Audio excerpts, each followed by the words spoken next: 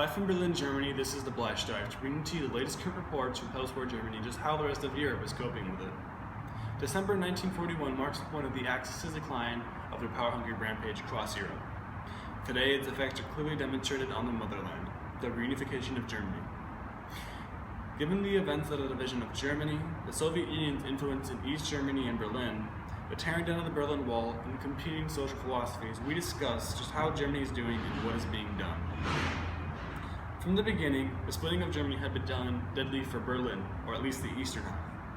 Soviet influence in those parts led to intense poverty, depending upon foreign nations, and the diminution of the economy. As a result of non-Soviet influence, Berlin, especially the east half, suffered from a poor community, although concerning a program aimed to rebuild Germany again with 1.5 trillion euros. Programs are still in effect for today by giving 10 billion euros every year to rebuild the eastern half of Germany due to diminishing exchange rates of the Deutschmark. Nick Acero will cover the Berlin Wall on Ground 1. Due to the fall of the Berlin Wall and the ousting of Soviet influence, the Soviets have proved to be weakened and are expected to fall as a result of the diminishing economy.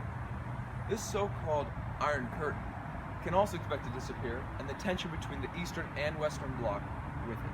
The reunification itself is a symbol of a new era that will eventually mark the dominance of a united nation. Back to you, Mitch. Thanks, Nick. After all preceding events, relations and ties with previous adversaries have been attempted to be fortified. On November 28th, one particular individual who previously served as Chancellor of Germany dedicated himself to hosting free elections by outlining a 10-point plan for peaceful unification between East and West Germany. By doing this, Helmut Kohl helped ease reunification between East and West Germany and eventually host a free election between both states. The Bleistift now brings an exclusive interview with Helmut Kohl on his work with reunifying Germany as well. Germany, a scattered country finally reunified after 30 years of separation, is in a state of elation. I am here with the Chancellor of Germany, Helmut Kohl. Mr. Kohl, how are you planning the reunification of Germany? I have set forward a 10-point plan to help our great country. I do not expect the change to happen overnight, as we must strictly cooperate with the GDR in order to make the transition as smooth as possible. Economically, we must work together to work towards a strong economy. Politically, I hope to remove any monopoly to power. Overall, if we can work together as a nation, we will overcome this obstacle to become the great country we were years before. It sounds like a big task to take on. Do you have any idea how long it will take? As I said, this change will not happen overnight. And to complete this as fast as possible, we will require the cooperation from everyone in Germany. When you succeed, you will become the first German Chancellor since 1945. What are your plans for the future? We must establish a democratic form of government, where we hold fair elections to ensure the people can choose who they believe is the best for the country. Thank you for your time, Chancellor Kohl. Back to the studio.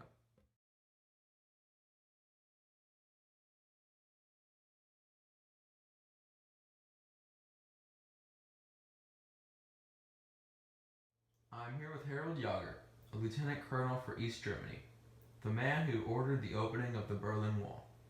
Harold, what was going through your mind when you decided to order your men to let the East Berliners through? Well, as before the opening of the wall, I was in charge of passport control at the Bornholmer Street checkpoint. It was late, and we were at the checkpoint monitoring the situation as we did for the past 30 years. Suddenly, a group of 10 or 20 East Berliners began to form by the gate, waiting for a sign from us to let them through. We, as usual, stuck to our jobs and continued to patrol. Well, then what happened? Soon, that crowd of 20 or so people swelled up to a size of 10,000 people. Not only that, but many were shouting at us to open the gate. I was starting to become nervous, so I called my superior officer, Colonel Ziegenhorn, and he replied to me as if this was no issue. I attempted to contact my other superiors, but to no avail. And that was when you decided to open the wall. Yes. and at 11:30 p.m., I ordered my men to set aside all controls and open the gate. It was astonishing. There had to have been more than 20,000 people there. They greeted us with wine and other gifts. Many hugged and kissed us as they passed through. So what did you do after that? Well, I was on duty. I couldn't leave then. I recently took a trip over to the western part and, of course, went through Bornholmer Street. It was great to see what it had become. Thank you, Harold. A fascinating story indeed. To help our viewers better understand the significance of this event, we at WH2 have put together this brief retrospective of events that has led to the Cold War. Here with our news and context feature is WH2 reporter.